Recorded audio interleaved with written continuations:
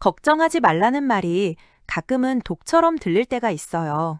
불안해 죽겠는데 믿음이 없어서 그런 거라는 말을 들으면 마음이 덜컥 내려앉죠. 그 말을 처음 들었을 때 위로가 됐나요?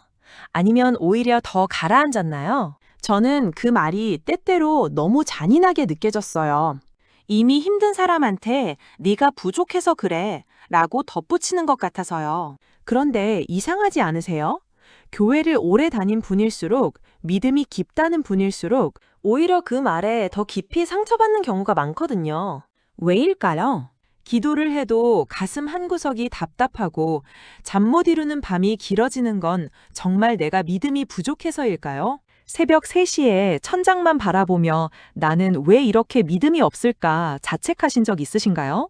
그런데 오늘 저는 그 자책이 완전히 잘못된 방향을 가리키고 있다는 걸 말씀드리려고 해요. 아니요. 사실은 정반대일 수도 있습니다. 오늘 제 이야기가 끝날 때쯤이면 당신의 그 지독한 걱정이 사실은 하나님을 향한 가장 처절한 갈망이었다는 걸 깨닫게 되실 거예요. 잠시 숨을 고르고 우리 솔직한 마음으로 대화해봐요. 오늘 이 자리에 지치고 무너진 채로 와주신 분들이 있을 거예요. 그 마음 그대로 괜찮습니다. 교회 마당 들어설 때 입구에서 평안한 척 하는 버튼 누르고 들어오시죠? 구역 식구들이 집사님 별일 없으시죠? 물으면 속은 타들어가는데 네, 주님의 은혜로 잘 지내요. 라고 대답해요. 그 대답을 하고 나서 마음이 얼마나 허전한지 그 순간을 아는 분들 계시죠? 혹시 그 말이 입 밖으로 나오고 나서 이런 생각 드신 적 없으세요? 나는 지금 하나님 앞에서도 사람들 앞에서도 거짓말을 하고 있구나. 그 죄책감까지 더해지는 이중고. 아시는 분들 분명히 있으실 거예요. 찬양을 부르면서 옆 사람이 눈물 흘리는 걸 보는데 나는 아무 감동도 없고 예배가 끝나고 나오면서 나는 왜 저렇게 못 느끼지? 라는 생각이 드는 날이 있어요. 기도 제목 나눌 때도 진짜 속 깊은 이야기는 못 꺼내고 무난한 것만 말하게 되는 거 아시죠? 누군가 판단할까봐, 믿음이 부족하다는 소리 들을까봐, 솔직히 말하면 믿음 없는 사람처럼 보일까봐 무서운 거예요. 새벽 기도 나가서 부르짖는데 사실 마음속엔 하나님이 진짜 듣고 계시긴 한 건가 하는 의심이 뱀처럼 기어다녀요. 그 의심이 들 때마다 스스로를 정죄하셨나요? 이런 생각을 하면 안 되는데 라고 마음을 억누르셨나요? 그러다가 어느 순간부터는 기도 자체가 무서워지는 분들도 계세요. 기도하면 할수록 의심이 커지는 것 같고 그러면 또 자책하게 되고 그 자책이 다음번 기도를 더 무겁게 만드는 악순환. 그 고리에 갇혀보신 적 있으세요? 그런데 여러분, 그거 아세요? 진짜 믿음 없는 사람은 걱정도 안 합니다. 하나님이 내 삶에 개입하실 거라는 기대가 아예 없으니까 그냥 내 힘으로 해결하고 말지 고민하며 울지 않거든요. 당신이 지금 이렇게 괴로운 건 당신 안에 여전히 하나님을 향한 무언가가 살아있다는 거예요. 생각해 보세요. 아무 기대도 없는 대상한테 이렇게 속상해하고 이렇게 몸부림치고 이렇게 밤새 뒤척이면서 원망하고 부르짖는 사람이 어디 있겠어요? 그 괴로움 자체가 관계의 증거예요. 그런데 혹시요, 기도할수록 걱정이 오히려 더 커지는 이상한 경험 해보셨나요? 기도하고 나면 마음이 평안해져야 하는데 오히려 더 선명하게 두려움이 느껴지는 그 경험. 어떤 분들은 그것 때문에 기도를 아예 줄이기도 해요. 기도해봤자 더 불안해지니까 라고요. 그런데 저는 오늘 그 경험에 대해 전혀 다른 해석을 드리고 싶어요. 그건 당신이 지금 하나님과 아주 가까이 붙어 있다는 증거예요. 어두운 방에 들어가면 처음엔 아무것도 안 보이죠? 그런데 눈이 어둠에 적응되기 시작하면 오히려 전에는 몰랐던 어둠의 구석들이 더 선명하게 보여요. 빛이 가까워질수록 어둠이 더 뚜렷이 드러나는 것처럼 하나님 앞에 가까이 나아갈수록 내 안에 두려움이 더 선명하게 느껴지는 건 그분이 떠나서가 아니라 그분이 더 가까이 오셨기 때문일 수 있어요. 시편 42편에서 다윗은 자기 영혼에게 이렇게 소리칩니다. 내 영혼아, 네가 어찌하여 낙심하며 어찌하여 내 속에서 불안해하는가? 다윗이 누굽니까? 골리앗을 돌 하나로 쓰러뜨린 사람이에요. 하나님의 마음에 합한 자라고 불린 사람이에요.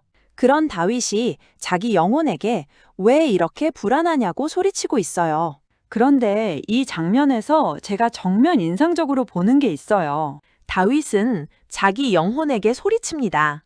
본인이 본인한테 왜 그러냐고 외치는 거예요. 그게 무슨 뜻일까요? 그건 다윗 자신도 그 불안의 이유를 몰랐다는 뜻이에요. 설명할 수 없는 불안. 이유를 알면 해결이라도 해보겠는데 이유조차 모르겠는 그 막막한 불안함. 그게 시편에 담겨 있어요. 믿음의 거인도 흔들렸어요. 밤새 뒤척이고 앞날이 캄캄해서 눈물로 침상을 적셨더라고요. 시편을 읽어보면 하나님이 어디 계신 겁니까? 왜 저를 버리셨습니까? 언제까지 이 고통이 계속됩니까? 라는 절규가 가득해요. 그게 다 믿음 없는 사람들의 글이 아닙니다. 하나님을 가장 깊이 사랑했던 사람들의 고백이에요. 성경은 왜 이 절규들을 지우지 않고 기록해뒀을까요? 삭제할 수 있었잖아요. 다윗의 위대한 승리만 기록해도 됐을 텐데, 저는 그게 우리 같은 사람들을 위해서라고 생각해요. 너도 이래도 괜찮아 라는 하나님의 배려. 걱정이 아예 없는 게 믿음이 아니라 그 걱정을 가지고 하나님 앞에 앉아있는 그 상태가 바로 믿음입니다. 핵심은 여기 있습니다. 사무엘의 어머니 한나 아시죠? 그녀는 오랫동안 아이가 없었어요. 그 시대에 아이가 없다는 건 단순한 슬픔이 아니었어요. 사회적 수치였고 매일 마주하는 조롱이었어요. 남편의 또 다른 아내 분인나는 그 상처를 매년 후벼 팠어요. 성경은 그가 그녀를 격분시켰다고 기록해요. 잠깐 여기서 한 가지 짚고 넘어가고 싶어요. 한나의 남편 엘가나는 한나를 사랑했어요. 그런데도 그 사랑이 한나의 고통을 해결해주지 못했어요. 주변의 사랑도 위로의 말도 물질적인 넉넉함도 어떤 것도 그 빈 자리를 채워주지 못했어요. 혹시 지금 그런 상황이세요? 주변에 사랑해주는 사람이 있는데도 불구하고 왜 이렇게 공허한지 모르겠는 그 상태. 한나는 매년 성전에 가서 울었어요.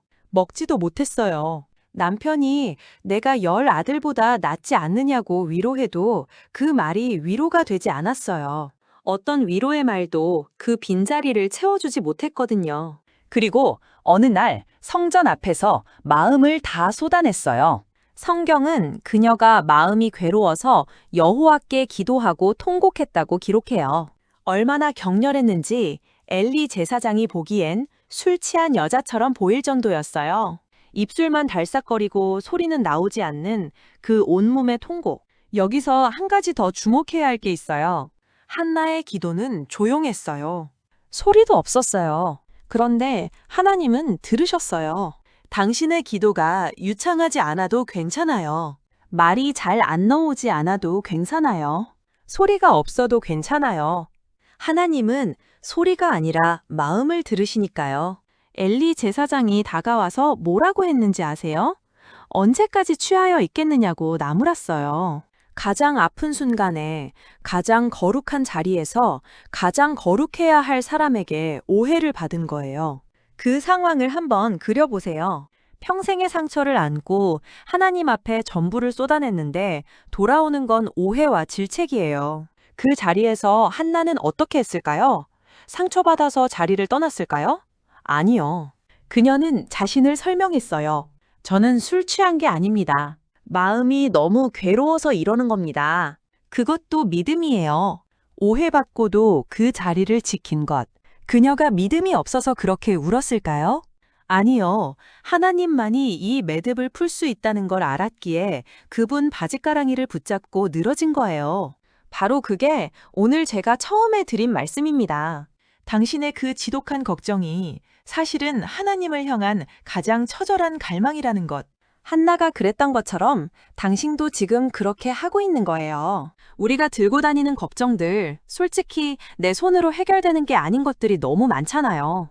직장 문제, 건강 문제, 자녀 문제, 관계의 상처들. 아무리 머리를 굴려도 아무리 노력해도 내가 어떻게 할 수 없는 일들. 그리고 이상한 게 뭔지 아세요? 그 해결 안 되는 문제들이 정확히 우리를 무릎 꿇게 만드는 문제들이에요. 내 힘으로 다 될 것 같을 때는 하나님이 덜 생각나는데 도저히 내 손이 닿지 않는 문제 앞에서는 정말로 간절하게 그분을 찾게 되잖아요. 그게 어쩌면 그분이 허락하신 이유인지도 몰라요. 내가 다 해결할 수 있었다면 나는 정말로 하나님을 필요로 했을까요? 성경이 그래서 이렇게 말하거든요. 아무것도 염려하지 말고 다만 그 걱정을 기도로 하나님께 다 말씀드리라고요. 빌립보서 4장 6절. 이 말씀은 걱정하는 마음 자체를 정죄하는 게 아니에요. 그 걱정의 에너지를 아래는 에너지로 방향만 틀어보라는 초대거든요.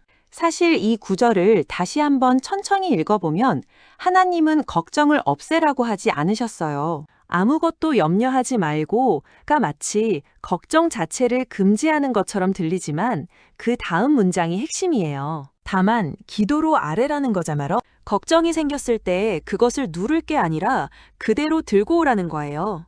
걱정을 재료 삼아서 기도로 만들어 오라는 초대. 하나님, 이거 너무 무서워요. 이거 어떻게 해요? 저 지금 너무 힘들어요. 그 날것의 말이 하나님 앞에 가장 온전한 기도예요.